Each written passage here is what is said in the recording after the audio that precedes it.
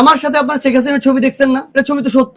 ওই ছবিটা দেখায় যদি কেউ এটাকে ফ্রেমিং করে এই লোকটা এখানকার দোষর ছিল, এটা আমি মনে করি অপ্রাসঙ্গিক। আমি 2019-এর ডাকসু নির্বাচনে নির্বাচিত হয়েছি। ডাকসু নির্বাচনে যে নির্বাচিত হয়েছিল যারা, তাদেরকে ডেকে নেওয়া হয়েছে, ডেকে নিয়ে তাদেরকে সংবর্ধনা দেওয়া হয়েছে। সেখানে আক্তার হোসেনও ছিল, সেখানে নুরুল হক নূরও ছিল। তো সেই ছবি দিয়ে যদি আপনি আমাকে জাজ করেন, সেটা তো হবে না। আপনি আমার অভ্যুত্থানের অবস্থান দেখেন, এক। 2 নাম্বার, আমার সাথে আপনারা আরো ছবি দেখবেন, সাদ্দাম হোসেনের ছবি দেখবেন। ওই ছবিটা দেখায় যদি কেউ এটাকে ফ্রেমিং করে এই লোকটা এখানকার দোষর ছিল, এটা আমি মনে করি অপ্রাসঙ্গিক। আপনি আমাকে জাস্ট কয়েকটা জিনিস দেখাবেন। আমার একদম ক্রাইটেরিয়া ভাই স্পষ্ট। এক, জুলাই অভ্যুত্থানে জুলাইয়ের বিরোধী অবস্থান ছিল কিনা, থাকলে সে আমার এখানে থাকার কোনো সুযোগ নাই। যদি কেউ ভুলক্রমে আসে, আমরা যথাযথ ব্যবস্থা যত দ্রুত সময়ের মধ্যে নিব। 2, যদি রানিং কোনো পোস্টেড কেউ থাকে, আমরা তাকে নিব না, একদম ক্লিয়ার। তৃতীয়ত, বিভিন্ন অপকর্মের সাথে জড়িত কারো যদি আমাদের কাছে এভিডেন্স আসে, প্রথম কথা ভাই যেটা বললেন, আমরা দেখার সময় ভালো দেখেই নেই, কিন্তু পদ পাওয়ার পরে অনেকে এই পদের ইয়াটা সামলাইতে পারে না, ক্ষমতার অপব্যবহার করে ফেলে আছে। তো তখন আমাদের কাছে যদি এরকম তথ্য প্রমাণ আমাদের নেতাকর্মীদের মাধ্যমে আসে, আপনাদের মাধ্যমে আসে,